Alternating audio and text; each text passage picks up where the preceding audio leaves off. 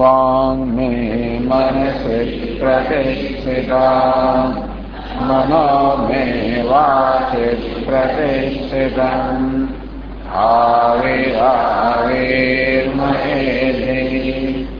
वेदस्य महानीस्तः श्रुतं मे मा प्रहासीः अनेनाधीतेन अहोरात्रां सन्दधामि वदिष्यामि सत्यं वदिष्यामि तन्मामवतु तद्वक्तारमवतु अवतु माम् अवतु वक्तारमवतु वक्तारम् ॐ शान्ति शान्ति शान्तिः श्रुतिस्मृतिपुराणानाम् आलयं करुणालयं नमामि भगवत्पादम् लोकशङ्करं शङ्करं शङ्कराचार्यं केशवं बादरायणं सूत्रभाष्यकृतौ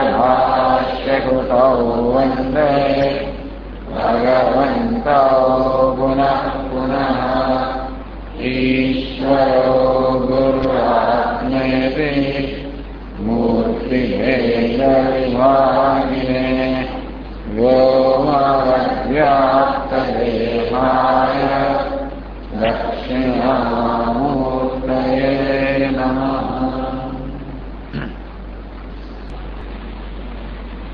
इदं द्वादशदा सर्वं ज्ञानकर्मेन्द्रियात्मकं शरीरं बुद्धिसहितं प्रज्ञातादात्म्यमागतं स्वं स्वं विषयमाप्नोति प्रज्ञा विरहितं नहीं।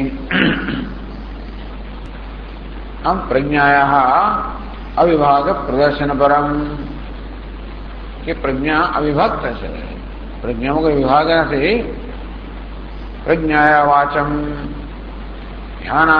ध्यानानि आपनोति। ये छठी कंडिका बताओ केवी रीते प्रज्ञा सर्व ने केम प्राप्त करे छे, केम बनी जाए छे।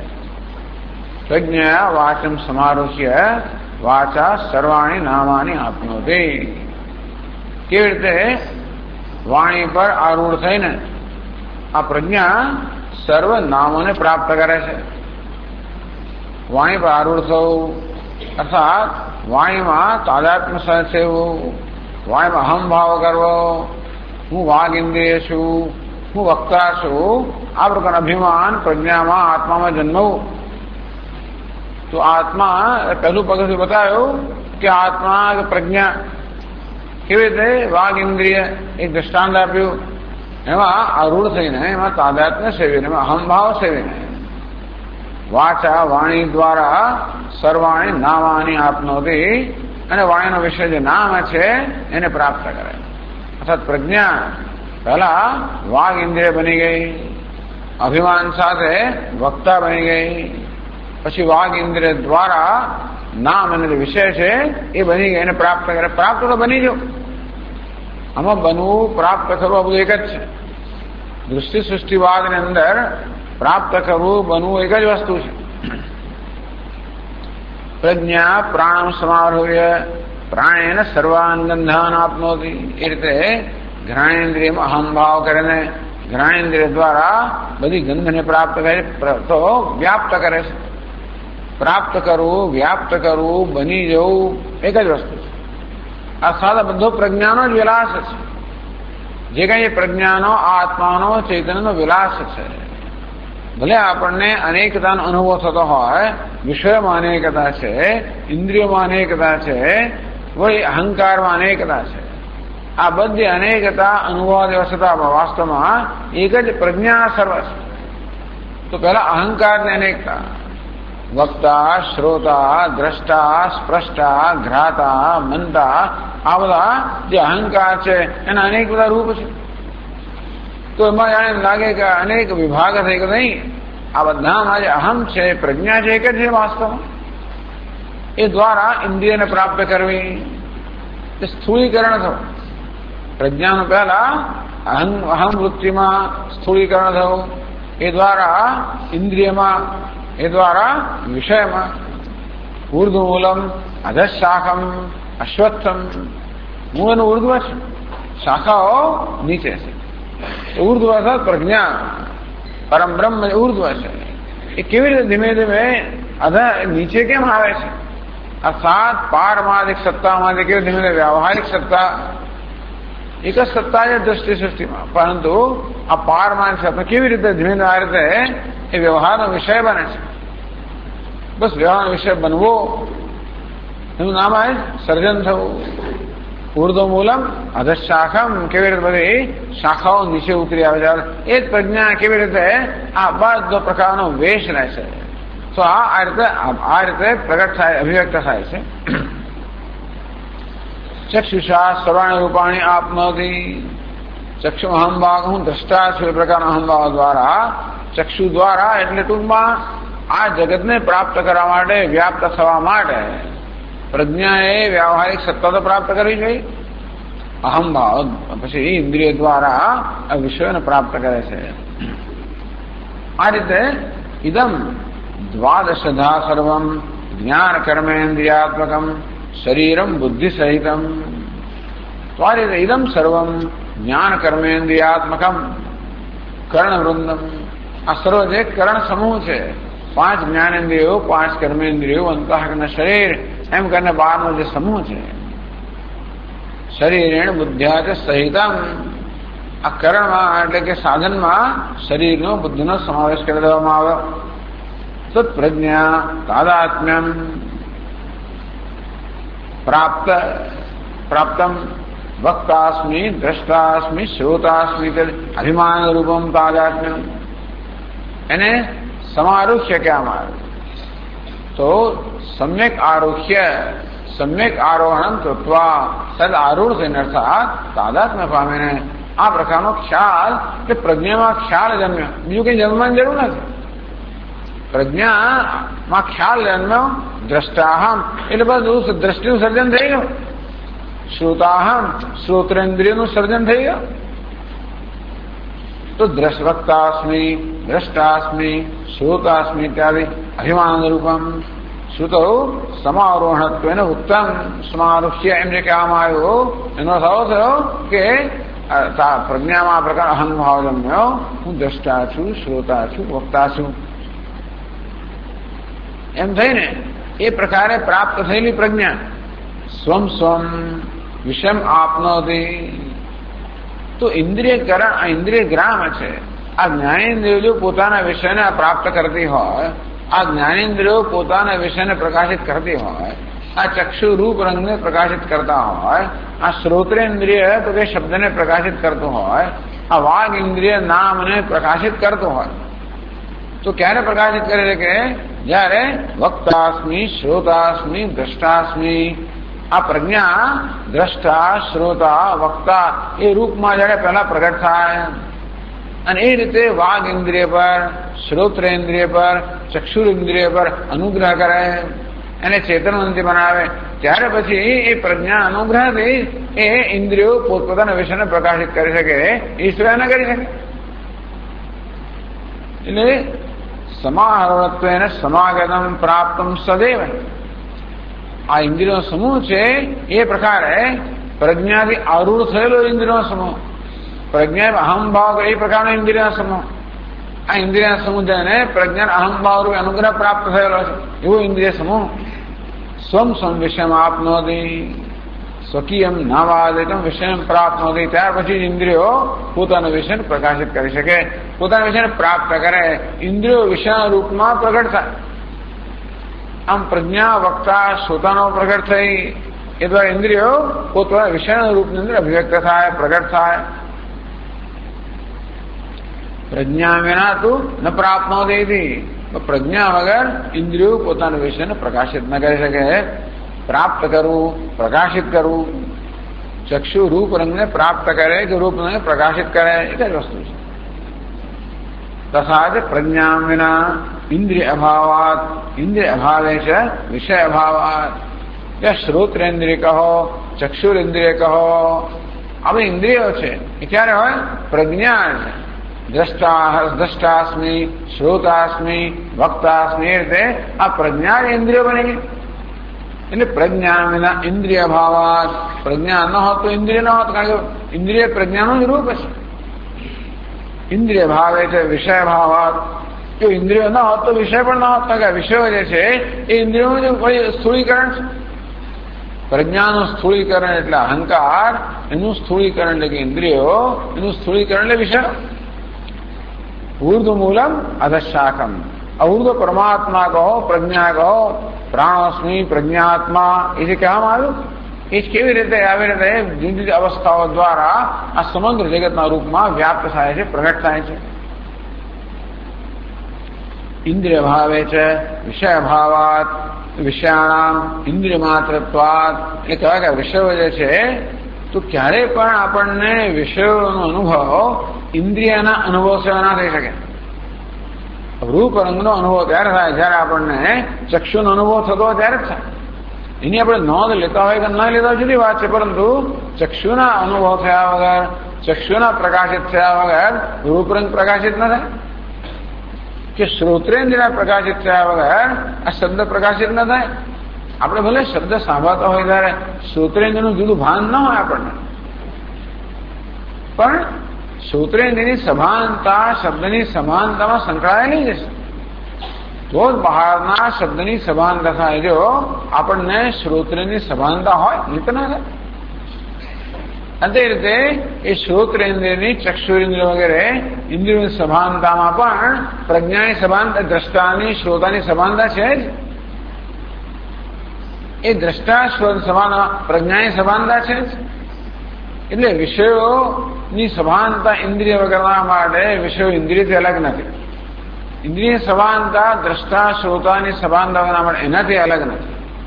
એ દ્રષ્ટા શ્રોતાની સભાનતા પ્રજ્ઞાની સભાનતાથી ભિન્ન ના હોય એના વગરના માટે એ પ્રજ્ઞાથી ભિન્ન નથી।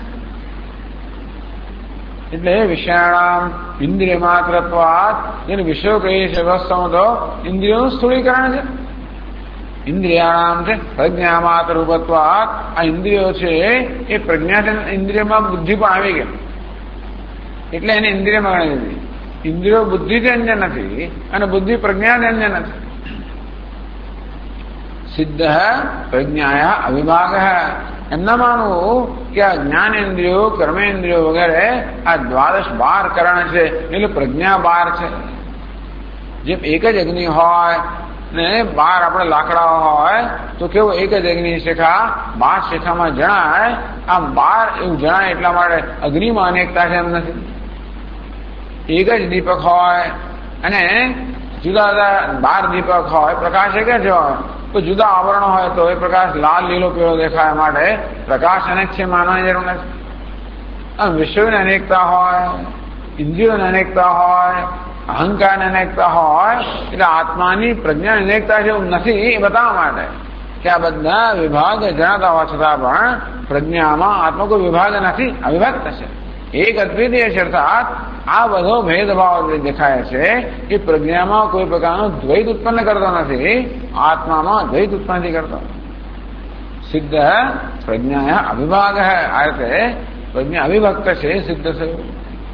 યથા ઘટાના મૃદ માત્ર તે મૃદ હે ભાવ, જેમ અનેક બધા ઘડાઓ હોય માટેના અનેક પાત્ર હોય, ઘડાઓ હોય, પૂજા હોય, કોડિયા હોય, મૃદ માત્રત્વાત, પરંતુ એ ક્યારે મૃત અર્થાત માટથી અલગ નથી। આમ ઘડાના અનુભવ માટેનો અનુભવ સમાયેલો જ છે, માટીના અનુભવથી સ્વતંત્ર ઘડાનો અનુભવ ના થઈ શકે। તો જયારે બે વસ્તુ સાથે જ અનુભવ થતો, બે નથી એક જ ગણવી જોઈએ। આમ ઘડાનો અનુભવ માટીના અનુભવથી અલગ ન થતો હોય તો ઘડો માટી કરતા જુદો જુદો સિદ્ધ જ કેમ થાય? ઘડો માટી કરતા જુદો ઉભો રહી શકે, અથવા આપણે ઘડાને માટી કરતા જુદો અનુભવી શકીએ તો ઘડો નામની વસ્તુ માટી કરતા અલગ છે એમ કહેવાય। પરંતુ આ ઘડો નામની વસ્તુ માટી કરતા અલગ ક્યારે અનુભવી શકાય જ નહીં, અને એથી ઘડો માટી કરતા પોતે અલગતા પુરવાર કરી જ ના શકે। તદુ નાત્યેતિ કંચન કે કશ્ચન, એનું ઓળંગી એને કોઈ જઈ જ ના શકે. માટીને ઓળંગીને ઘડો ક્યાં જવાનો? જઈ ના શકે. તેથી ઘડો માટીથી અન્ય છે જ નહીં. આમ ઘડાની અનેકતા માટીમાં અનેકતા આવતી નથી. એથી ભાવના. હવે 352 પાનાથી આગળ ચર્ચા ચલાવે છે.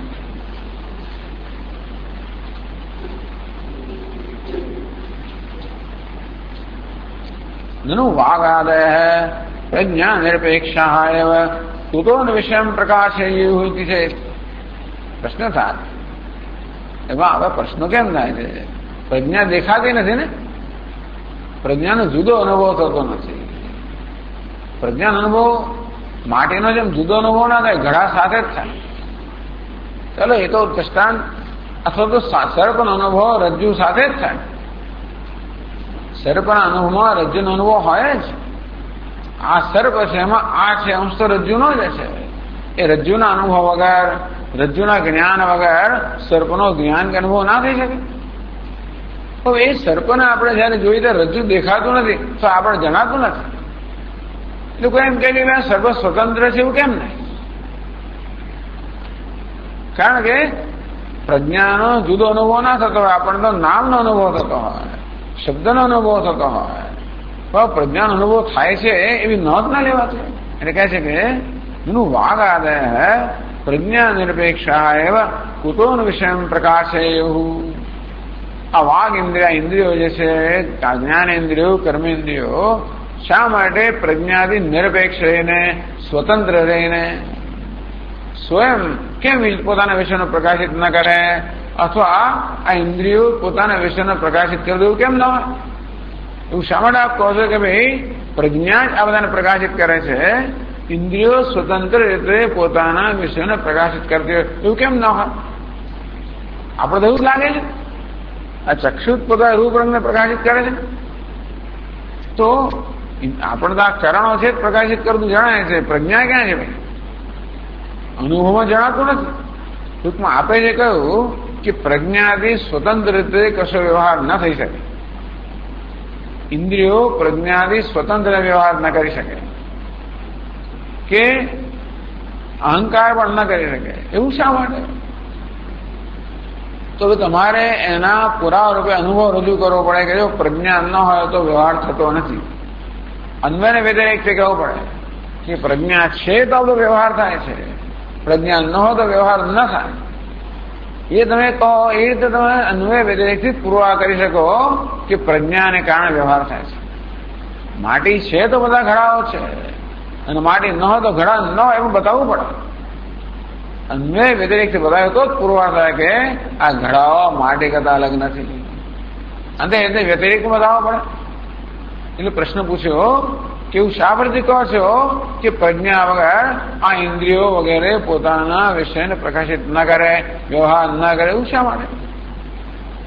તો કે ના, આપનો વાત બરોબર નથી.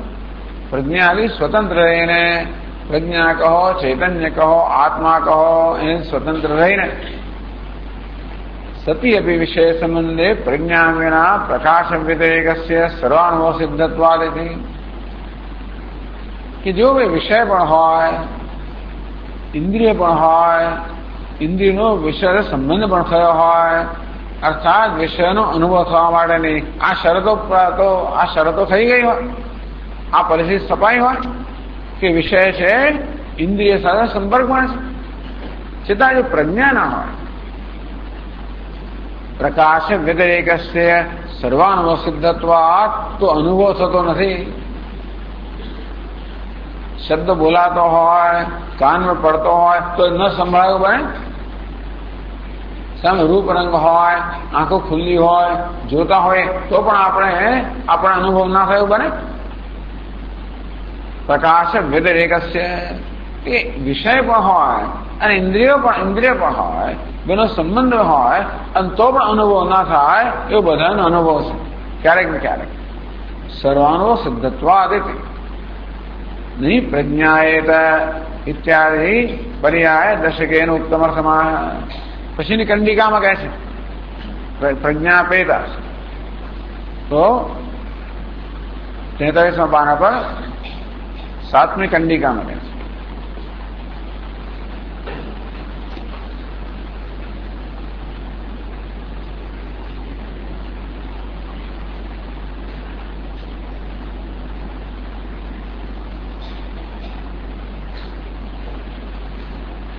આ પુસ્તક 54 પાન હતા.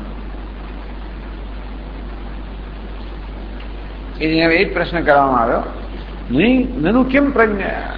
ભાઈ પ્રજ્ઞાની શું જરૂર છે? યાવતા વાઘાદિમેવ સ્વસ્વ અર્થ અનવગમ્યતે ઇતિ આશંક્ય. પ્રજ્ઞાની જરૂર શું ભાઈ વ્યવહારમાં? આ વાણી વગેરે ઇન્દ્રિયો પોતાના વિષયોને પ્રકાશિત કરે છે અને એ રીતે વ્યવહાર સિદ્ધ થાય છે. તો પ્રજ્ઞાની શું જરૂર પડી? હંમેશા પ્રજ્ઞા કહો, ઈશ્વર કહો, આ બધા હંમેશા શંકાસ્પદ વિવાદાસ્પદ જ રહેતા હોય છે. કારણ કે જે રીતે આપણને ઘટપટનો અનુભવ થાય એ રીતે થતો નથી એનો અનુભવ. એ બધો અનુભવ વણાયેલું છે ખરું, તો એને જુદો દેખાડી શકાતો નથી. નહીં તો વૈજ્ઞાનિકોએ સ્વીકારી લીધો, વૈજ્ઞાનિકો ન સ્વીકારે. પ્રજ્ઞાને જુદી કરીને દેખાડો, ચલો ભાઈ આ છે, તો કે અમે સ્વીકારી. તો પ્રજ્ઞા તો મળેલી જ છે, જુદી દેખાતી નથી. તો છે એવું ક્યાં નક્કી થાય? એટલે કહે છે કે યાવતા વાઘાદિભિએવ સ્વસ્વર્થ અવગમ્યતે. એવું કેમ ન કહેવાય કે વાણી વગેરે ઇન્દ્રિયો દ્વારા જ પોતપોતાના વિષયનો અનુભવ થાય છે? વાઘાદિનામ પ્રજ્ઞારહિતાનામ સતે વિસ્વાદ સંબંધે. આ ઇન્દ્રિયો જે છે, જે પ્રજ્ઞાથી રહિત હોય તો એમના વિષય સંબંધ થાય તો પણ અવગમ હેતુત્વ તો પણ એ વિષયોનો અવગમ અર્થાત એ જ્ઞાન કે અનુભવ કરાવી શકતા નથી. એ વાત કહેશે નહીં. પ્રજ્ઞાપેતા વાંગ નામ કિંચન પ્રજ્ઞાપયેત નહીં. ઇસ્માત આ તો જાણીતું છે. પ્રજ્ઞાપેતા વાંગ, પ્રજ્ઞા રહિતમ વાઘ ઇન્દ્રિયમ. પ્રજ્ઞા અપેતા, પ્રજ્ઞા વગરની, વાંગ એટલે વાઘ ઇન્દ્રિય. પ્રજ્ઞા રહિતમ વાઘ ઇન્દ્રિયમ, પ્રજ્ઞા વગરની જે વાઘ ઇન્દ્રિય છે.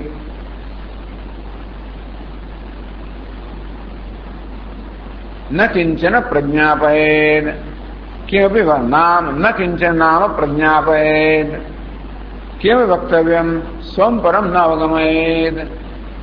તો પ્રજ્ઞા વગરની વાઘ ઇન્દ્રિય છે એ પોતાની જાતને અન્યને, આ વાઘ ઇન્દ્રિય છે ને એ પોતાને જ પ્રગટ ના કરી શકે અને અન્યને પ્રગટ ના કરી શકે. ન કિંચન, ન કિંચન એટલે શું? કિમાપી વક્તવ્યમ સ્વમ પરમ ન અવગમયેદ. વક્તવ્ય એટલે બોલવાનો જે વિષય છે તે એ વિષયને પણ વિષયનું જ્ઞાન ન કરાવી શકે અને પોતાનું જ્ઞાન ના કરાવી શકે. પ્રજ્ઞા રહિતા વાક સ્વવ્યાપારમ ન કુરુતે.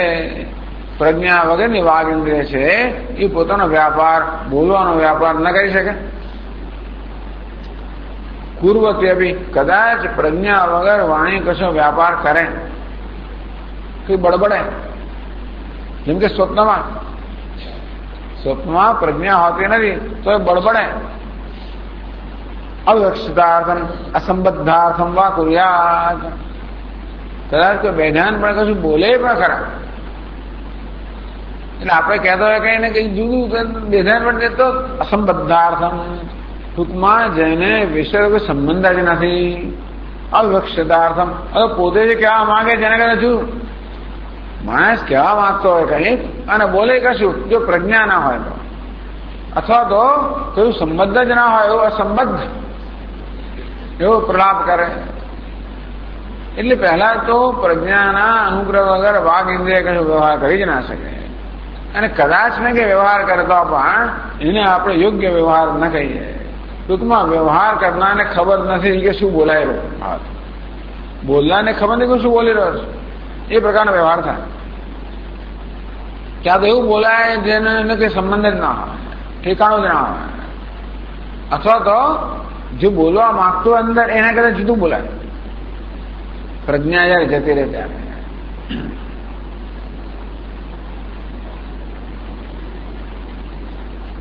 નનો પ્રજ્ઞા રહિતા વાઘ ન પ્રજ્ઞાપયેસ્મિન અર્થે કિમ પ્રમાણ. પ્રજ્ઞા વગર આ વાણી કોઈ અર્થને આપણને ન જણાવે એ વિષયમાં પ્રમાણ શું છે? શા પરથી કહો છો? ભાઈ ઉપનિષદ કહ્યું તો ખરું કે પ્રજ્ઞા વગરની આ વાઘ ઇન્દ્રિય છે એ પોતાના વિષયને ન જણાવી શકે. એમાં એનો પુરાવો શું?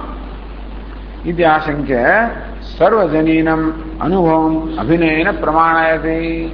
માણસ માત્ર અનુભવ છે, અભિનય એટલે અનુભવનું વર્ણન કરીને આપણને પુરાવો આપે છે કે કેવી રીતે પ્રજ્ઞા વગર વાઘ ઇન્દ્રિય દ્રષ્ટાંત છે, કેવી રીતે વ્યવહાર ન કરી શકે. એટલે કહે છે અન્યત્ર મે મનઃ અભૂત ઇત્યાહ. શું બોલ્યો તું? સાંભળ્યું કે ના સાંભળ્યું? એટલે હું બેધ્યા નતો. અન્યત્ર મે મન અભૂત, મારું મન બીજે હતું, હું બેધ્યા નતો. અન્યત્ર વિષયાંતરે મે મમ ઇન્દ્રિય સ્વામિન મન અંતઃકરણ વિવૃત્તિજનકમ પ્રજ્ઞા સાક્ષ્યભૂત અભવત ઇતિ. તો કે છે કેવી જો આ મન છે એ અંતઃકરણની વૃત્તિને જન્માવનારું છે. ટૂંકમાં આપણે શ્રોત્રેન્દ્રિય દ્વારા કયું સાંભળતા હોઈએ એ સાંભળવાનો વ્યાપાર ક્યારે થાય? જ્યારે એ પ્રકારની વૃત્તિ જન્મે ત્યારે.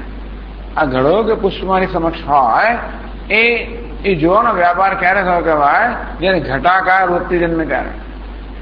કે પુષ્પના આકારની વૃત્તિ જન્મે ત્યારે એમનો પુષ્પનો અનુભવ થાય, નહીં તો ના થાય.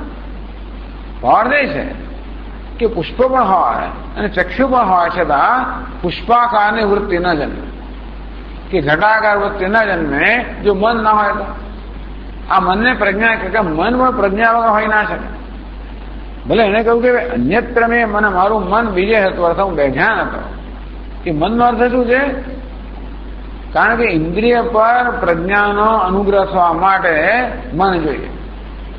મન પર પ્રજ્ઞા અનુભવ થાય, અનુગ્રહ થાય, એ દ્વારા ઇન્દ્રિયમાં થાય. એટલે પ્રજ્ઞાનો અનુગ્રહ લાવનાર ઇન્દ્રિય મન ના હોય તો ઇન્દ્રિય કામ ના કરી શકે. બડા સ્વામી કહે ને, His holiness becomes His heaviness. When Narayana goes away, as long as Narayana is there, His holiness. When Narayana goes away, His heaviness. તો ઊંચકવું પડે. His hollowness વગેરે વગેરે જાત જાતનો. હવે નારાયણ કઈ જઈ ના શકે. આમ જવા જઈએ નારાયણ ક્યાં જવાના છે? ભાઈ નારાયણ છે એટલે નારાયણ અનુગ્રહ ક્યાં સુધી? સૂક્ષ્મ શરીર હોય ત્યાં સુધી.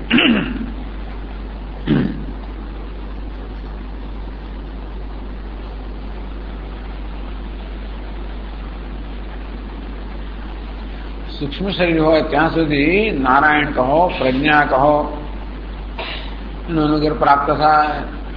પ્રજ્ઞા વીજળી તો હોય તો બલ્બ ફ્યુઝ થઈ જાય તો વીજળીનો અનુગ્રહ પ્રાપ્ત ના થાય. એટલે વીજળી વગરનો બલ્બ આ ખંડને પ્રકાશિત ન કરી શકે.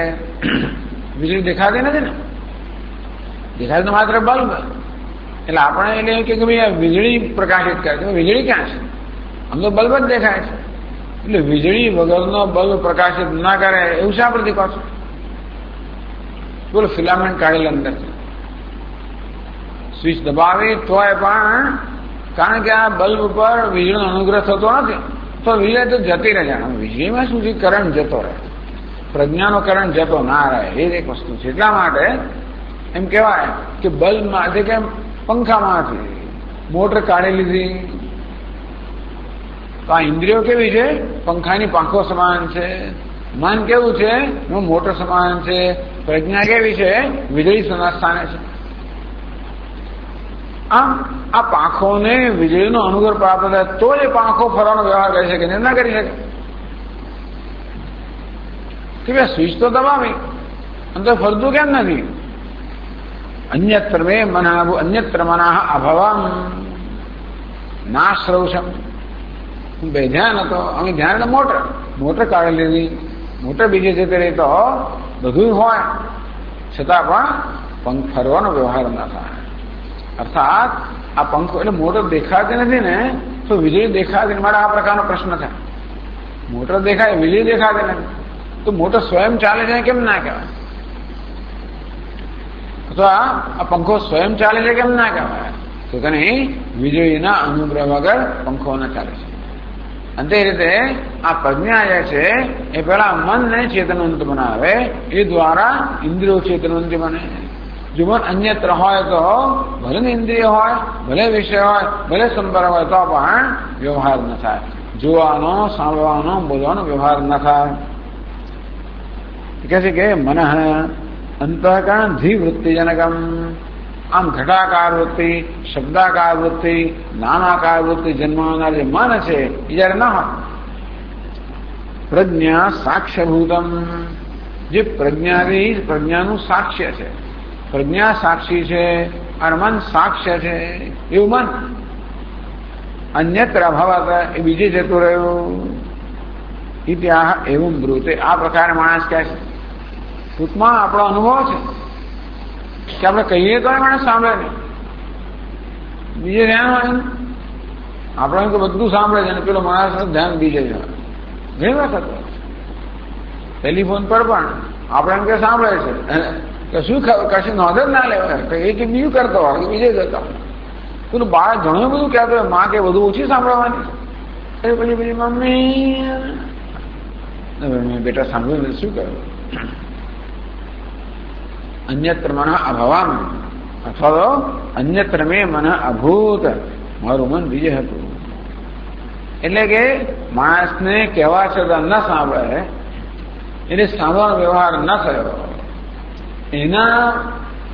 એના ખુલાસા રૂપે શું કે મારું મન બીજે હતું, મેં સાંભળ્યું નહીં. શબ્દો બોલ્યા, કાન પર પડ્યા, તો એ સાંભળવાનો વ્યવહાર ન થયો. કારણ કે મન ન હતું. પ્રજ્ઞાનો અનુગ્રહ લેવાનાર મન ન હોવાના કારણે ન સંભળ. મનસ અન્યત્ર અવસ્થાને કેમ છે? ચલો મન બીજે હોય તો શું થાય? એટલે કહે છે નાહમ એતત નામ પ્રાજ્ઞાશિષમ ઇતિ. એ પેલો શું કે મારું મન બીજે હતું, મારું ધ્યાન બીજે હતું, માટે આ નામ કે પછી એ બોલાયો નહીં, એ બોલવાનું તો બોલાયો નહીં, સાંભળવાનું સંભળાયો નહીં.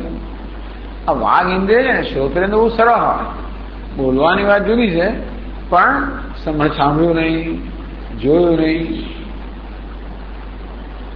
અથવા આ નામ તો પોતે કશું બોલ્યો હોય ને તો એને ખબર નહીં કે હું શું બોલે છું. એ અર્થમાં કહે છે કે હું શું શબ્દ બોલ્યો મને ખબર નથી. ભાઈ હું શું બોલી ગયો મને ખબર નથી. એવું તો અડધો વ્યવહાર એમ જ થતો હોય દુનિયાની અંદર. અમે પણ અડધો વ્યવહાર આ જ થાય છે. જે લોકો બોલ બધા કરતા હોય છે ને બધું ખબર જ નથી કે શું બોલે છે શું નહીં વગેરે. એમાં તો કેટલા યુદ્ધો થઈ જાય ને કેટલું શું થઈ જાય છે. ચાલો જે થતો હોય પણ ટૂંકમાં લાવી રહેશે આવું ઠેકાણું જ નથી મગજ. તો માણસો કઈ દુનિયામાં હોય છે, ક્યાં શું કઈ ક્યાં બેભાન. રસ્તા પર ચલાવનાર અડધા લોકો બેભાન હોય. મોટરસાયકલ આમ બધું થતું હોય, અંદર મગજમાં શું ચાલતું એમાં શું. એટલે તે કહે છે કે ભાઈ મને ખબર નહીં હું શું બોલ્યો. નામ એત નામ પ્રાજ્ઞાશિષમ. આ શું શબ્દ બોલ્યો મને ખબર નથી, હું શું બોલ્યો મને ખબર નથી. અહમ ઇન્દ્રિય સ્વામી. આ વાઘ ઇન્દ્રિય સ્વામી એવો હું. એતત ત્વયા કથ્યમાનમ નામ વક્તવ્યમ અસ્ય ઇન્દ્રિયસ્ય વિષય ઇત્યર્થ. ન પ્રજ્ઞાશિષમ ન પ્રકર્ષેણ જ્ઞાતવાન. અથવા તો શું બોલ્યો એ મારી ઇન્દ્રિયો વિષય છે. તું જે બોલે તો શ્રોત્રનો વિષય છે, છતાં પણ મેં સાંભળ્યું નહીં. મને મારા ધ્યાનમાં ના આવે. ઉત્તમપી વિશદમ અસ્પષ્ટ વર્ણમ વિક્ષિપ્તાર્થમ તદ્વિપરીતમ વા અનેન પ્રકરણાયતિ અનુસંગ. અથવા તો બોલે તોય પણ વિશદમ પેલું સ્પષ્ટ બોલે હોય, પેલો માણસ સ્પષ્ટ બોલે તો પણ અસ્પષ્ટ વર્ણમ.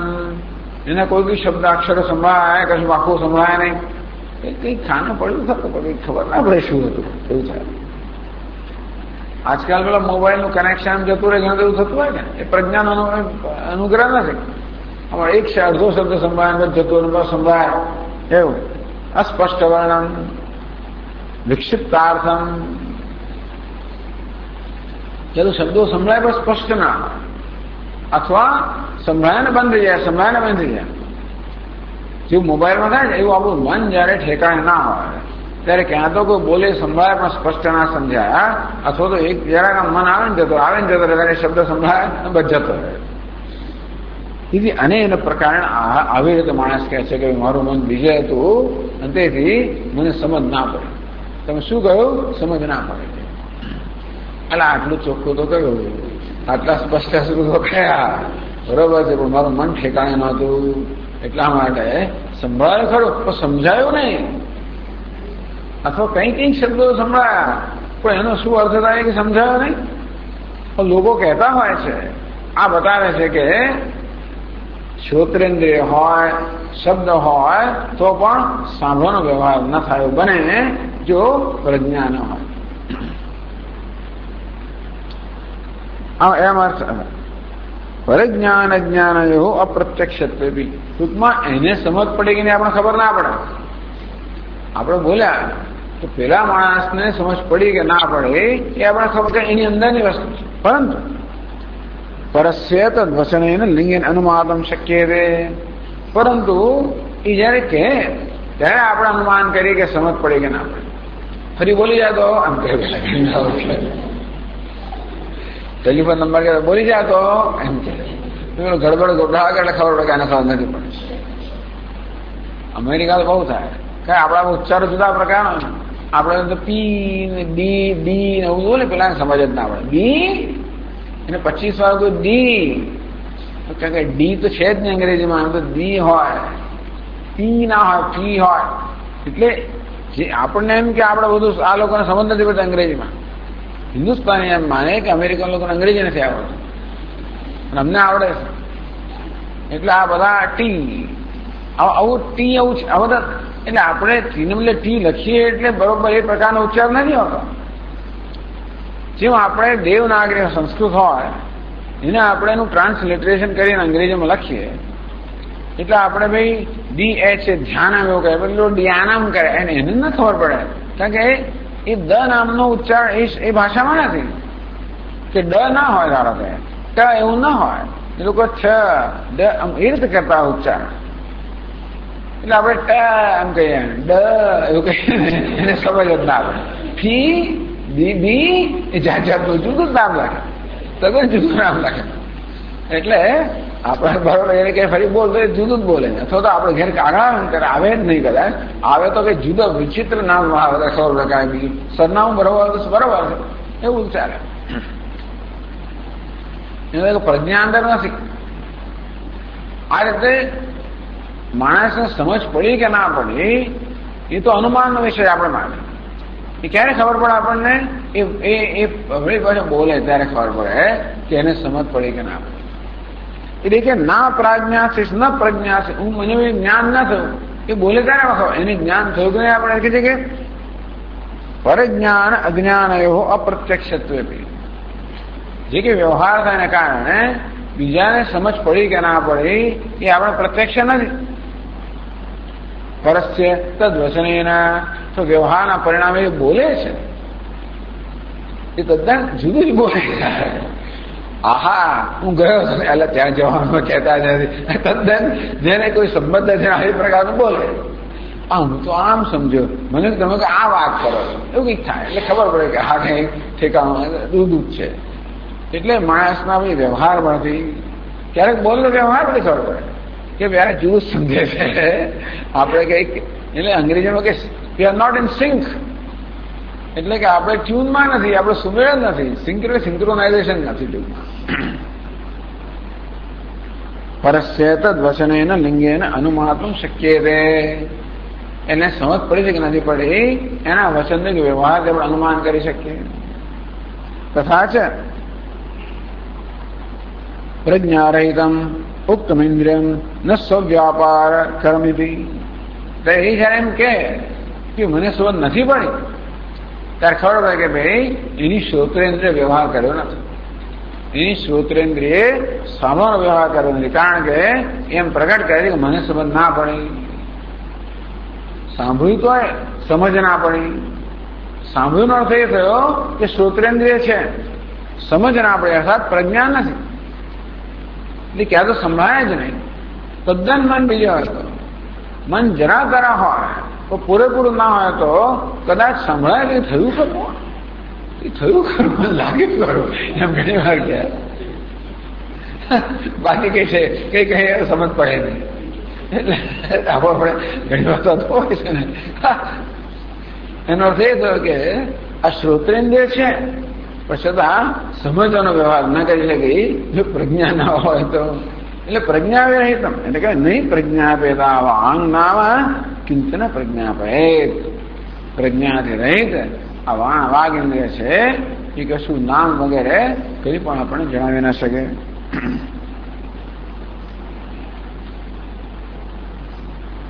યથા વાક તથા પ્રાણચક્ષુશ્રોત્ર જીહ્વા હસ્ત શૈરોપસ્તપાદ પ્રજ્ઞાયતી પર્યાય ન કેના. બસ આ વાઘ ઇન્દ્રિય વિશે છે, એ બધી જ ઇન્દ્રિયો વિશે છે એ વાત આગળ છે. નહીં પ્રજ્ઞાપેત પ્રાણ ગંધમ કંચન પ્રજ્ઞાપયેત. આ પ્રજ્ઞા વગરની ઘ્રાણેન્દ્રિય છે એ કોઈ ગંધ વગરનું આપણને જ્ઞાન આપી શકતો નથી. કેમ? અન્યત્ર મે મનોભૂત ઇત્યાહ નાહમેતમ ગંધમ પ્રાજ્ઞાશિષમ ઇતિ. અન્યત્ર મે મનોભૂત, મારું મન બીજે હતું. એટલે શું કહે છે? નાહમેતમ ગંધમ પ્રાજ્ઞાશિષમ, એનું મન બીજે હતું આપણે અનુમાન કરી શકીએ. જયારે કહે કે મને તો કઈ શું ભાઈ ત્યાં ગંધ આવે કે ના આવે? મને તો કશું ના આવે. ઘણી વાર સ્વાદ ના આવે, આમાં કાંદા છે કે નહીં મને તો કઈ ખબર નથી પડતી. શું પ્રજ્ઞા નથી હોતી. એટલે ઘણી વાર સમજ જ ના પડે. રોજ કાંદા ખબર ના પડે, તો આપ જ કહી શકો. ચાલો, એટલે ઘણી વાર ખબર ના પડે આમાં છે કે નહીં, આમાં આદુ છે કે નહીં, નથી ખબર પડતી. પ્રજ્ઞા નથી હોતી ને તો આ બધી વસ્તુ સમજ ના પડે. નહીં પ્રજ્ઞાપેતમ ચક્ષુ રૂપમ કિંચન પ્રજ્ઞાપયેત અન્યત્ર મે મનોભૂત ઇત્યાહ નાહમેતદ્રૂપમ પ્રાજ્ઞાશિષમિતે ન પ્રજ્ઞાપેતમ શ્રોત્રમ શબ્દમ કંચન પ્રજ્ઞાપયેત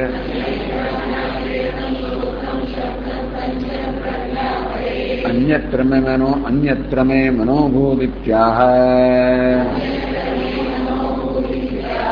નાહમેતમ શબ્દમ પ્રાજ્ઞાશિષમિતે.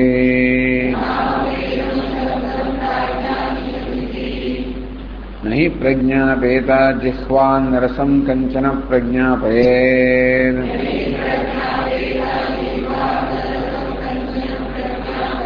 અન્યત્ર મે મનોભૂત ઇત્યાહ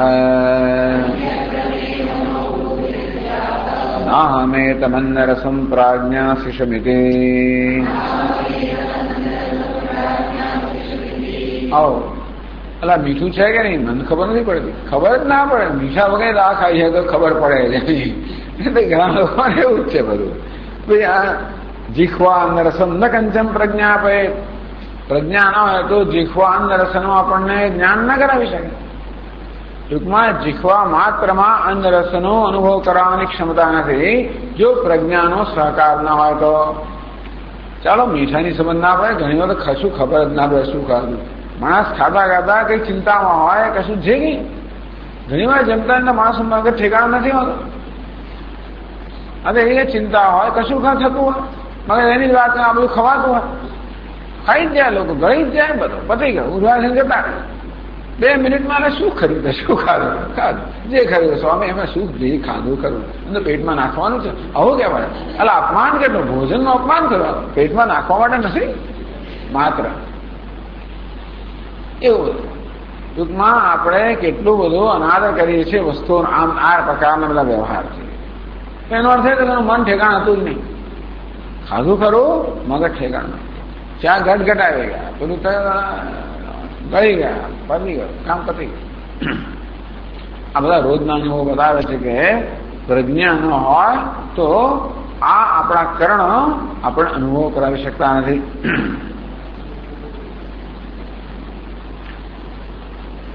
ન પ્રજ્ઞાપેતૌ હસ્તૌ કર્મ કિંચન પ્રજ્ઞાપયેતાં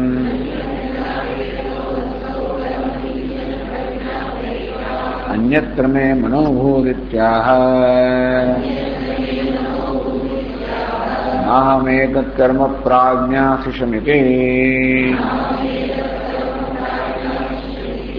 અમે ઘી વધારે છે આમાં નથી. અચ્છા બરાબર, ઓકે. નહીં પ્રજ્ઞાપેતમ શરીરમ સુખમ દુઃખમ કિંચન પ્રજ્ઞાપયેત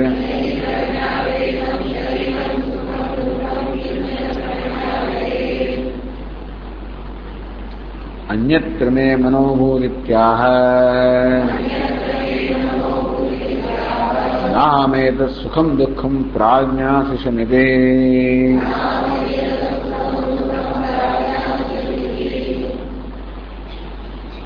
નહીં પ્રજ્ઞાપેત ઉપસ્થ આનંદમ રતિમ પ્રજાતિમ કાંચન પ્રજ્ઞાપયેત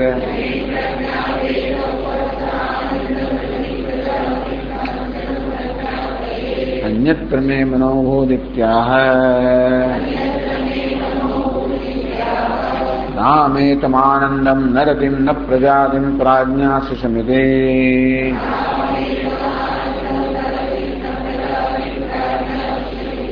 નહીં પ્રજ્ઞાપેતો પાદૌ ઇત્યામ કાંચન પ્રજ્ઞાપયેતામ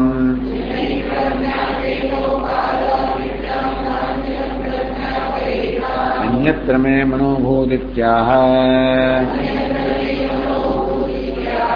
નામેતામિત્યામ પ્રાજ્ઞાશિષમિતિ.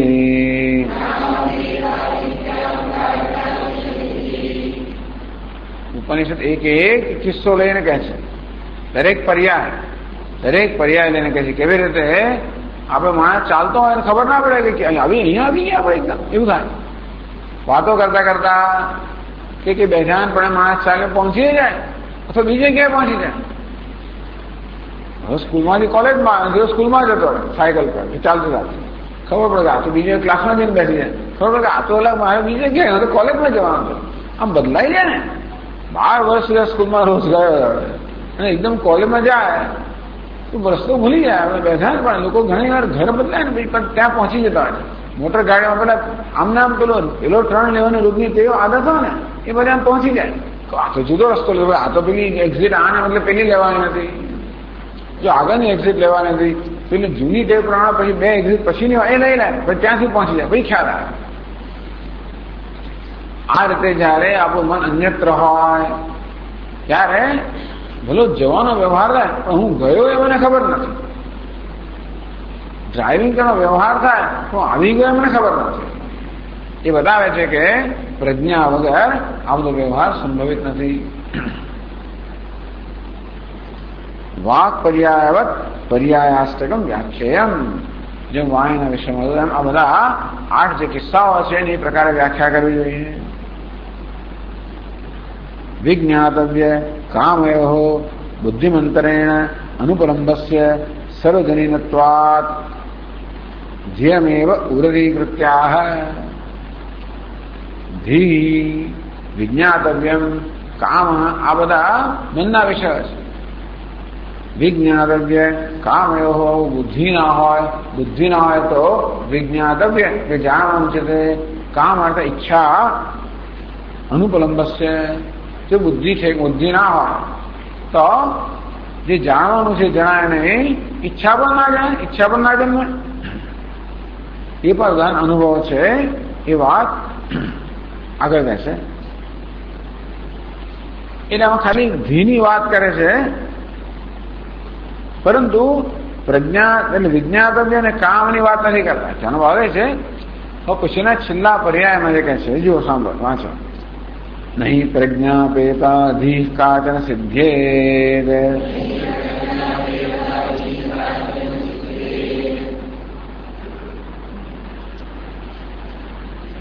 નહીં તો અહીં પૂરું થાય છે.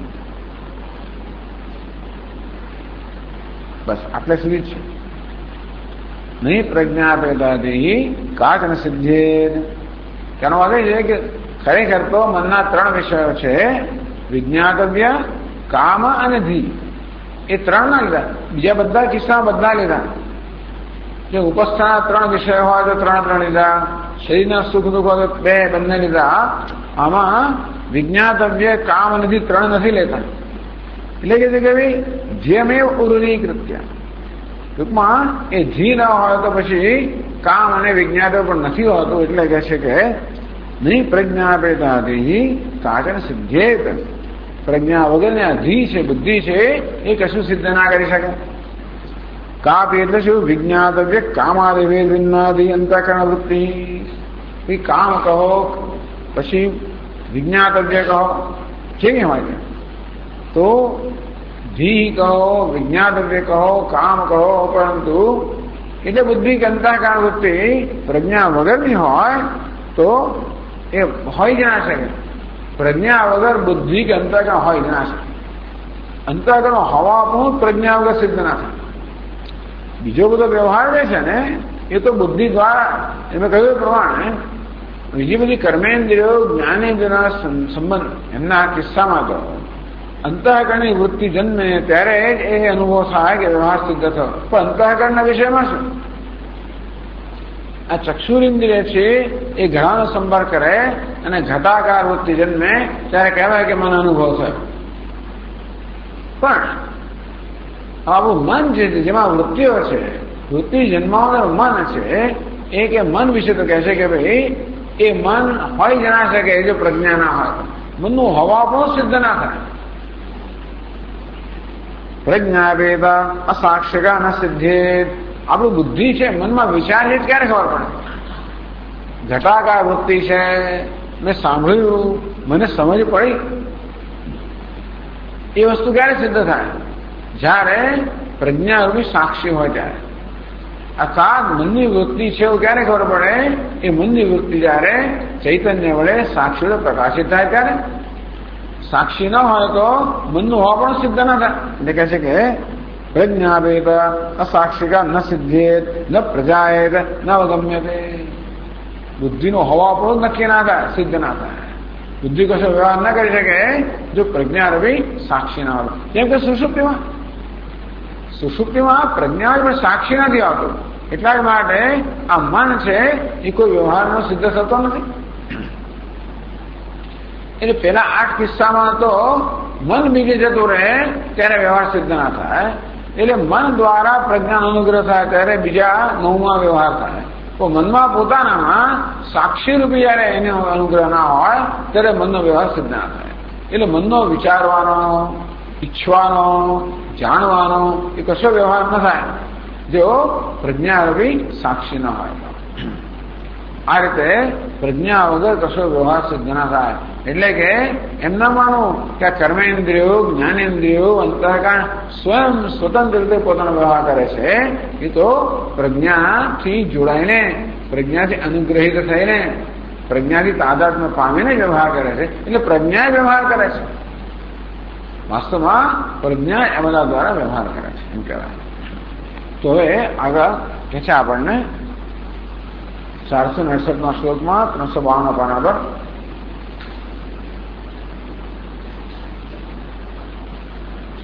જ્ઞાન કર્મેન્દ્રિયાણિ શરીરમ ધિષણા તથા પ્રજ્ઞા બલેન જાનન્તે સ્વબલેન ન કિંચન.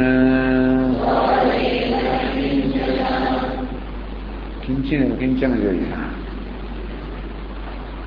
જ્ઞાન કર્મેન્દ્રિયા એટલે જ્ઞાનેન્દ્રિયો, કર્મેન્દ્રિયો, શરીરમ ધિષણા તથા શરીર અને ભાઈ પાછા આપણે બુદ્ધિ એમ કરીને 10 થયા.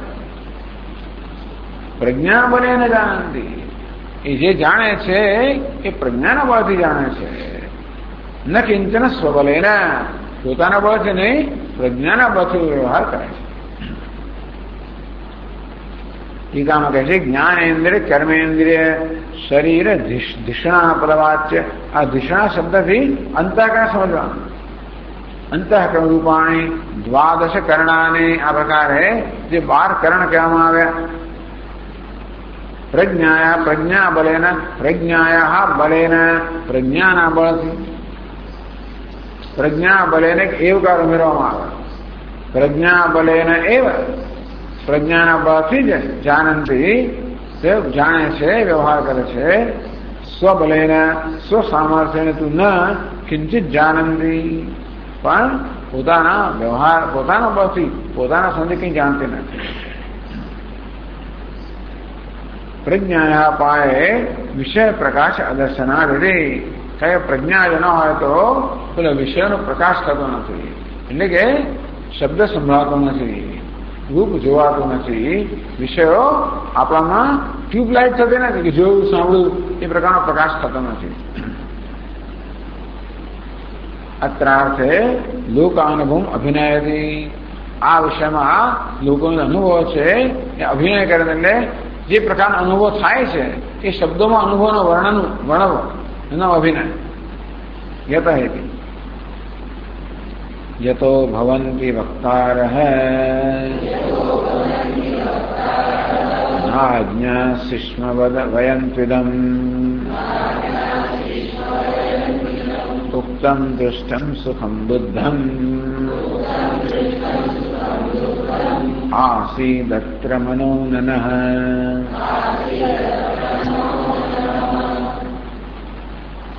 યતો ભવંતિ વક્તા, કે લોકો કહેતા હોય છે ન અજ્ઞાસિષ્મ, અમને ખબર ના પડે ભાઈ. વયમ તો ઇદમ ન અજ્ઞાસિષ્મ, અમે તો આ અમને આ જાણ્યું નહીં, અમને આની ખબર ના પડે. ટીકા કે જત હૈ એવમ વક્તારો ભવંતિ દૃશ્યંતે, આ પ્રકાર લોકો કહેતા જણાય છે. એવું એટલે કથમ, કેવી રીતે? ઉક્તમ અપી નામ ન અજ્ઞાસિષ્મ ન વયમ જ્ઞાનવંત.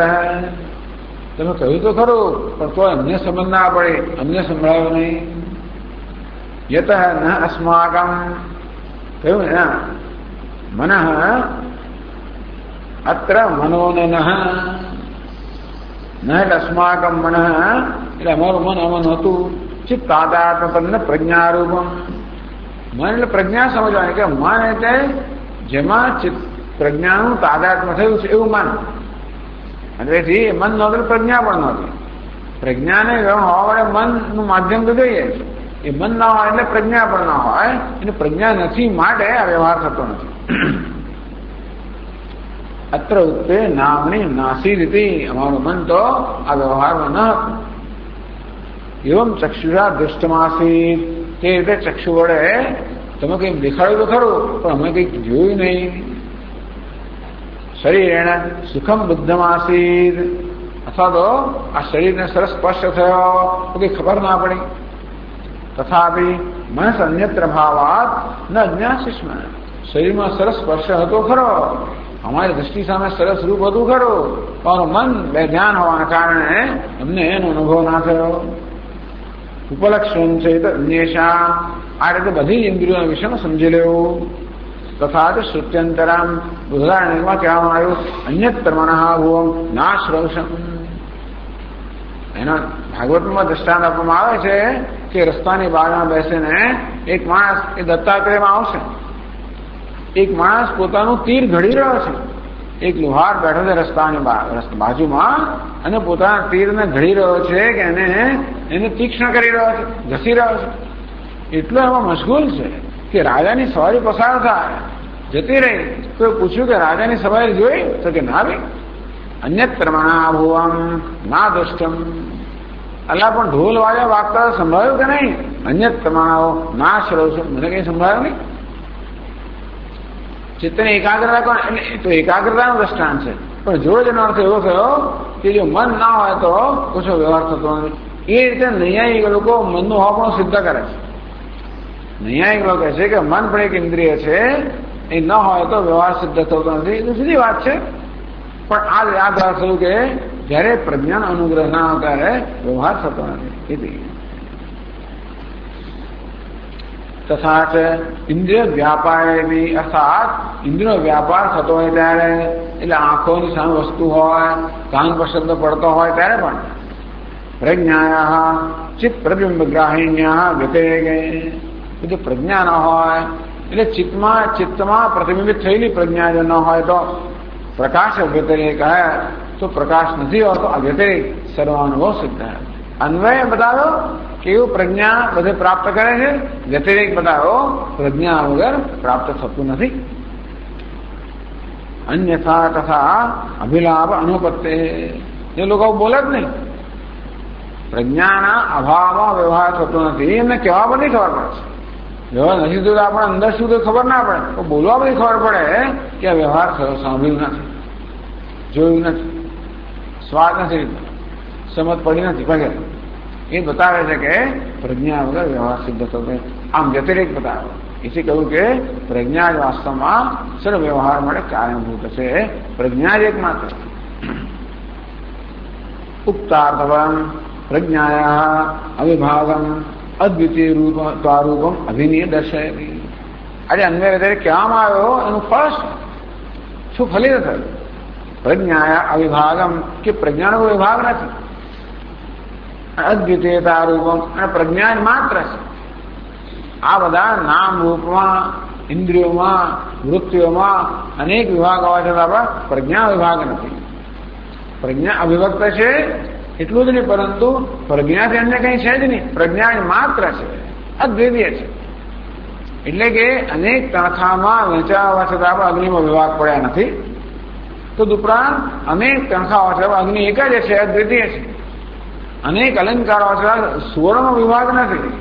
અને એથી અવિભક્ત છે, અદ્વિતીય. અવિભક્ત એક વસ્તુ છે, અદ્વિતીય બીજી વસ્તુ છે. સુવર્ણ માત્ર વિભક્ત છે અને અદ્વિતીય છે. એ આ બધા ચર્ચાનું ફળ છે. એ અભિનય દર્શાવે છે. એ વસ્તુ અભિનય કરીને એટલે સ્પષ્ટ રીતે વર્ણન કરીને બતાવે છે 2 શ્લોકોમાં. વિષયા દ્વાદશૈવૈતે કર્ણૈ સંગતા અપે પ્રજ્ઞા વિરહિતા યસ્માદ પ્રતીયન્તે ન કરહિચિત તતઃ પ્રજ્ઞૈવૈકરૂપા પ્રાણતાદાત્મ્યમાગતા અન્વય વ્યતિરેકાભ્યામ કરણાનામ વિબોધિની.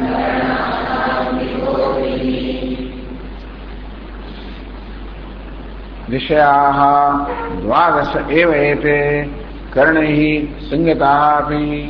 આ 12 વિષયો જે છે એ 12 કર્ણ સાથે સંપર્ક થાય તો પણ યસ્માત પ્રજ્ઞા વિરહિતા ન કરહિત પ્રતીયન્તે. તો પ્રજ્ઞા વગર આ 12 વિષયોનો એમના કર્ણ સાથે સંપર્ક થાય તો પણ પ્રજ્ઞા વગર કારણ કે અનુભવાતા નથી. તથા તે કારણથી પ્રજ્ઞા એવા એક રૂપા. તેથી આ અવિભક્ત છે, એક રૂપ છે, અદ્વિતીય છે. એતે નામાદ્યા દ્વાદશ વિષયા કર્ણૈ સંગતા સંબદ્ધા પ્રજ્ઞા વિરહિતા પ્રજ્ઞાને ન પ્રતીયન્તે. એટલે વિષયો આપણે જાણતા જ નથી. એટલે પ્રજ્ઞાનું ભાન થાય તો જ વિષયનું ભાન થાય. જેમ ઘડાનું ભાન થાય તો જ માટીનું ભાન થાય. એટલે ઘડો માટી અન્ય કાંઈ નથી. તો માટીનું ભાન ન થાય, ઘડાનું ભાન ન થાય એ પણ ખરું. પ્રજ્ઞાનું ભાન થાય તો આ બધાનું ભાન થાય છે બતાવ્યો. પછી કહે છે પ્રજ્ઞાનું ભાન નથી થતું તો આ ભાન થતું નથી. એટલે પ્રજ્ઞાને ન પ્રતીયન્તે. પ્રજ્ઞાનું ભાન ન હોય તો શબ્દ સ્પર્શનું ભાન થતું નથી. યથા મૃદમ વિના ઘટાદ વિકારા હતી. જેમ માટી વગર ઘડો વગેરે માટીના અનુભવ વગર ઘડા વગર અનુભવ ન થાય તે રીતે પ્રજ્ઞા અનુભવ વગર જો વિષયનો અનુભવ થતો નથી એ સિદ્ધ કર્યું. તેથી તદ પ્રજ્ઞા એવ એક રૂપા તત યદ ભાન વ્યાપ્ય ભાનકમ તત્તો ન ભિન્નમ યથા ઘટાદય મૃદહેતી. તો આ ઘડો જે છે એ ઘડાનું ભાન છે એ માટીના જ્ઞાનથી વ્યાપ્ય છે. માટીનું ભાન છે એ ઘડાના ભાનને વ્યાપ્ત કરે છે. યદ ભાન વ્યાપ્ય ભાનકમ જેવી રીતે આ ઘડાનું ભાન માટેના ભાન વડે વ્યાપ્ત છે, જેવી રીતે વિષયનું ભાન છે એ પ્રજ્ઞાના ભાન વડે વ્યાપ્ત છે. તો તેથી ન તતો ભિન્નમ, તેથી આ માટી ઘડો માટે ભિન્ન તેમ વિષયો પ્રજ્ઞાથી ભિન્ન નથી. એ નિયમ આપ કર્ણાનામ વિષયાણામ છે પ્રજ્ઞા માત્ર. હવાપણું કહો, ભાસવાપણ કહો, જેનું હવાપણું બીજાના હવાપણા વગર ના હોય એ બીજા કરતા જુદું નથી. જેમ કે ઘડાનું હવાપણું માટેના હવાપણા કરતા જુદું નથી, માટે ઘડો માટેથી જુદું નથી, તેમ ઘડાનું ભાસવાપણું પણ માટેના ભાસવાપણા વગર ન હોય તો એ પણ એટલે પણ કહી શકાય કે ઘડો માટે કરતા જુદો નથી. હવાપણાથી પણ સિદ્ધ થાય, ભાસવાપણથી પણ સિદ્ધ થાય. આ પ્રજ્ઞા બધાને ભાષિત કરે છે માટે એના ભાસવાપણાનો અનુભવ લેવામાં આવ્યો. કરણાના વિષયાનંદ પ્રજ્ઞામાંથી, જે કરણો છે, વિષયો છે એ પ્રજ્ઞાથી અન્ય કાંઈ જ નથી. પ્રજ્ઞા એક રૂપાય સિદ્ધમ થયા, બધા એક પ્રજ્ઞા રૂપ જ છે, અન્ય નથી એ સિદ્ધ થયું. જેમ બધા ઘડાઓ માટે રૂપ છે તેવી રીતે આ જે નામ રૂપ છે, વિષયો છે, કરણો છે, સમગ્ર જગત છે એ એકમાત્ર પ્રજ્ઞા રૂપ જ છે, સિદ્ધ થયું. તો આ રીતે આપણો અનુભવ છે પરથી આપણે જ્ઞાન પ્રાપ્ત કરીએ કે જો દરેક અનુભવમાં કેવો પ્રજ્ઞાન અનુભવ સમાયેલો છે. અહીં પણ કહે છે, અને કેનો ઉપનિષદ ના કહ્યું, યદ વાચ અનભ્યુદિતમ યેન વાદ અભ્યુદ્યતે તદેવ બ્રહ્મત્વમ વેદ્યેન નેદમ યદુપાસતે. વાણી વડે પ્રકાશિત ન થાય, પણ જેને કારણે વાણી પ્રકાશિત થાય છે. ચક્ષુ વડે ન દેખાય, જેને કારણે ચક્ષુ જુએ છે. કાન વડે ન સંભળાય, જેને કારણે કાન સાંભળે છે. એમ કરીને આ બધા વ્યવહારની પાછળ જે ચૈતન્ય છે એનું અનુભવ તો છે જ, એ અનુભવની નોંધ લેવાનું કહે છે. એટલા જ માટે બીજા બધેથી ધ્યાન આપણું આપણે સંકેત લઈને આના પર ધ્યાન આપણે આપીએ તો જે અનુભવ થઈ જ રહ્યો છે એની નોંધ જ લેવાની છે, બીજું કાંઈ એમાંથી શીખવાનું છે. પ્રજ્ઞાનો અનુભવ ના થતો તો કદાચ જ્ઞાન થાત જ નહીં. પ્રજ્ઞા અનુભવ થાય જ છે, દરેક અનુભવમાં રહેલો જ હશે, એની વાત નોંધ લેવાની છે. નોંધ ક્યારે લેવાય? ત્યારે અનુભવનો વિષય છે મહત્વનો ના રહે ત્યારે અનુભવનો વિષયની નોંધ લેવાય, અને મહત્વની જે હોય ખરો. કારણ કે એ વિષય અનુભવ વિષય જે છે એ તો માત્ર પ્રજ્ઞાના અનુભવ માટેનો એક દ્વાર જ બને છે. ઘડો હોય કે બસ જે હોય ખરો. આ ઘડો દેખાય છે ચક્ષુરિન્દ્રિય છે, ભાઈ ઘડો દેખાય નહીં. આ ચક્ષુ વ્યાપાર કરીને આપણે પ્રજ્ઞા છે. તો ઘડાના અનુભવમાં આપણે ચક્ષુરિન્દ્રિય અનુભવ જ લઈએ. ઘડો દેખાય છે ત્યારે કે હા ચક્ષુરિન્દ્રિય છે, જોવાનું થઈ રહ્યું છે. એ જોવાનું થાય ત્યારે હા આ પ્રજ્ઞા છે ત્યારે દેખાય છે. આ રીતે ઘડાનો જ અનુભવ થાય દ્વારા ચક્ષુરિન્દ્રિયનો, એ દ્વારા દ્રષ્ટાનો, એ દ્વારા પ્રજ્ઞાનો. આ રીતે લય પ્રક્રિયા છે ને.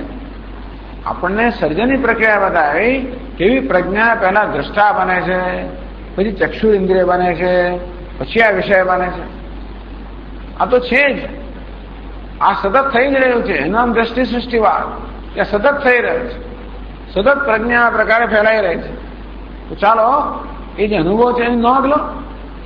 કેવી રીતે આ ઘટપટના અનુભવમાં ચક્ષુનો સભાનતા રહેલી છે, કેવી ચક્ષુના સભાનતામાં દ્રષ્ટાની સભાનતા રહેલી છે, કેવી દ્રષ્ટાની સભાનતામાં દૃષ્ટિની સભાનતા રહેલી છે, કે પ્રજ્ઞાની સભાનતા.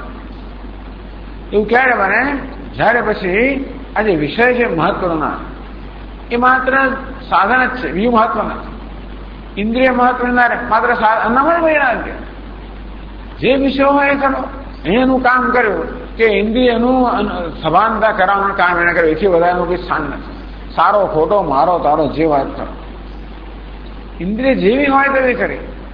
દેખે છે નથી દેખતે ભલે, સારું દેખે ખોટું દેખે ભલે, એનું એક જ કામ છે કે ભાઈ દ્રષ્ટાનો અનુભવ કરાવો. એના તરફ ધ્યાન દો. આ દ્રષ્ટા જે હોય તો ખરો, એ દ્રષ્ટિહીન અનુભવ કરાવે, એ જ મહત્વનું. આ બધામાં કશાનું મહત્વ રહે જ નહીં. માત્ર દ્રષ્ટિનું મહત્વ એ જગત તેનું નામ વૈરાગ્ય કહો, વિવેક કહો, અસંગતા કહો. અસંગ શસ્ત્રે આ પેલામાં મહત્વ આપી અને અંદર જે ફસાઈ ગયા છે આપણે અન્વય આસક્તિ. આ દ્રષ્ટા આવો છે ને પણ આંખો આવી છે ને પેલો વિષય આવો છે ને દિવાલનો રંગ આ છોડ જે હોય જ ખરું. એ મહત્વમાં એને અર્થ આપણે સંસારમાં પડ્યા, આપણે ઉતરી આવ્યા ઉપરથી નીચે. પ્રજ્ઞાના સ્તરેથી આપણે દ્રષ્ટાના સ્તરે, એમાંથી ચક્ષુના સ્તરે, એમાંથી આ રંગના સ્તરે, આ દિવાલનો રંગ, બસ એની માથાકૂટ ચાલે. બસ એટલે આવો શેડ કેમ થયો, પેલો કેમ ના થયો, 352 ને બદલે 351 કેમ ચાલ્યા જ કરે. એમનામ સંસાર ભલે પણ એમાંની મુક્તિ એટલે શું? રંગ હશે જે હોય ખરો. કેમ છે? કારણ કે આંખો છે, બરાબર દેખાય જેવી હોય દેખાય. કેમ? એના દ્રષ્ટા છે, કારણ કે દ્રષ્ટિ છે. બસ આમ દરેક અનુભવ આપણે દ્રષ્ટિનું, પ્રજ્ઞાનું, આત્માનું, ચૈતન્યનું, બ્રહ્મનું જ્ઞાન કરવા માટેનું સાધન. બિચારો પોકારને કહે છે કે તમે જરા જુઓ, બરાબર ધ્યાન, પણ તો આપણે તો એમાં જ આસક્ત છીએ ને. અસંગ શસ્ત્ર એટલે આ બધા પ્રત્યેની આસક્તિ છૂટે. આસક્તિ એટલે એ શું છે ને શું નહીં મહત્વ ના રહે. એને વિચાર છો, એને તિરસ્કાર કરવાની જરૂર નથી. એ જે હોય એનો સ્વીકાર કરવાનો, એનો ભક્તિ. એટલે ત્યાં તો એને મિથ્યા સમજો અથવા તો એનો આદર કરો કે આ ભગવાન છે, જેવો હોય એવો ખરો. તોય આપણું ધ્યાન નહીં ખેંચી લે. એ ભગવાન હોય તોય પણ આપણું મને બધું મુક્ત થઈ શકશે, અને મિથ્યા તોય થઈ શકશે. જે કરવું એ કરો. બંને વસ્તુ છે. શું આ જે હોય તે રંગ જાણે દિવાલ છે ને ભાઈ, મગજ મારી શું કરે છે? જે ઇંચની ખરી વાત કઈ નહીં ભાઈ, જો ને આમાંથી ભેજ નથી આવતો, જે રંગ હોય તે ખરો, કોઈ વાંધો નહીં. ના કેવી સુંદર દિવાલ, કેવો ઈશ્વર દિવાલ બન્યો છે, કેવો સુંદર, કોઈ વાંધો નહીં. અગત્યની વસ્તુ શું છે? આ બધું આપણું ધ્યાન ખરો ઈશ્વર જે છે એ તરફ લઈ આવે. બસ ક્યાં તો સત્ય તરફ લઈ આવે કે ઈશ્વર તરફ લઈ આવે. આ મિથ્યા તો ધ્યાન સત્ય પર આવે, આ વિભૂતિઓ ધ્યાન ઈશ્વર પર આવે. તો ઈશ્વરના આત્મા છે, ચિંતા કરવાની જરૂર નથી કે ભક્તિમાં આમ પહોંચી જશે ને ક્યાંય જતો નથી રહેવાનો, ક્યાં જવાનો છે, બધું હોય તો જવાનું છે. એના માટે એમાં જ્યાં સુધી આપણી ભક્તિ છે, તમે એક બાજુ મુમુક્ષા કહો, મોક્ષની તીવ્ર ઈચ્છા કહો કે ભક્તિ કહો, એ છે ત્યાં સુધી જ્યાં આપણે પહોંચવાના જ છે. તથા પ્રજ્ઞા એવા એક રૂપ. તેથી આ બધાથી સમજાય અન્વય વ્યતિરેક છે કે પ્રજ્ઞા એક માત્ર એક રૂપ છે, અવિભક્ત છે અને એ અદ્વિતીય છે.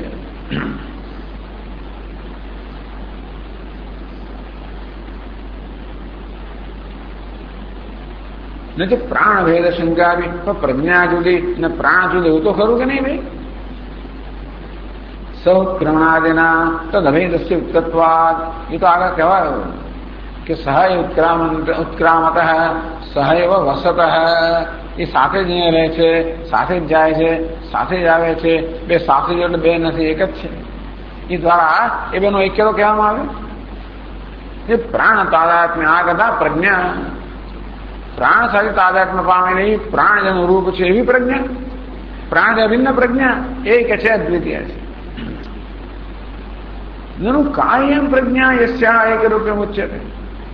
બે આ પ્રજ્ઞા શું વસ્તુ છે જે એક અદ્વિતીય છે આપ કહી રહ્યા છે. એટલે કહે છે કે અન્વય વ્યતિરેકાભ્યામ કરણાનામ વિબોધની, યા સ્વીય અન્વય વ્યતિરેકાભ્યામ પોતાના અન્વય વ્યતિરેકથી કરણાનામ વિબોધની સામર્થ્ય ધારણ કરી પ્રસિદ્ધ આવી. જે પોતાનો હોવા ન હોવાથી આ કરણોને સામર્થ્ય પ્રદાન કરનારી છે, એમનામાં જ્ઞાન કે સમજનું સામર્થ્ય પ્રદાન કરનાર એ પ્રજ્ઞા. ભાઈ પ્રજ્ઞા એટલે શું? કારણ કે એ તો પણ દેખાતી નથી ને, કરણ દેખાય છે, અનુભવાય. એટલે કે કરણમાં જે સામર્થ્ય છે એ પ્રજ્ઞા છે.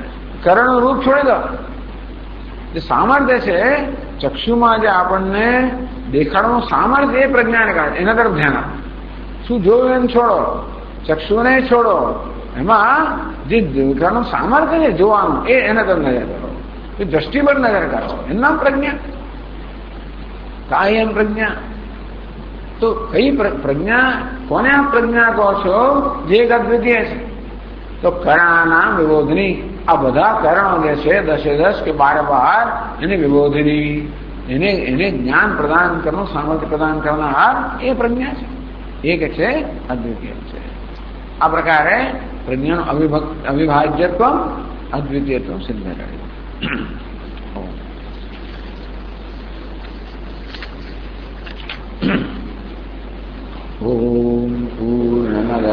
पूर्णमिदं पूर्णात् पूर्णमुदच्यते पूर्णस्य पूर्णमादाय पूर्णमेवावशिष्यते। ॐ शान्ति शान्ति शान्तिः। शङ्करं शङ्कराचार्यं केशवं बादरायणं सूत्रभाष्यकृतौ वन्दे भगवन्तौ पुनः पुनः। ईश्वरो गुरुरात्मेति मूर्तिभेदविभागिने व्योमवद्व्याप्तदेहाय दक्षिणामूर्तये नमः। ॐ शान्ति शान्ति शान्तिः। हरि ओम्। श्रीगुरुभ्यो नमः। हरि ओम्।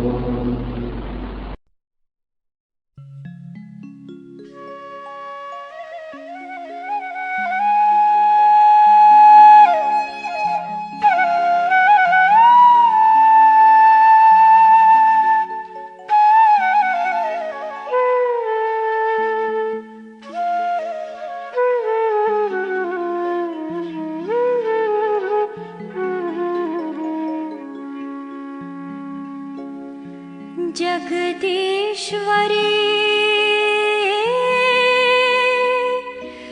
दया करो मां।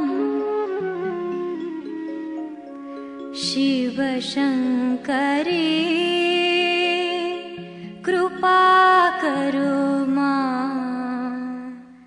शिव शंकरी कृपा करो मां।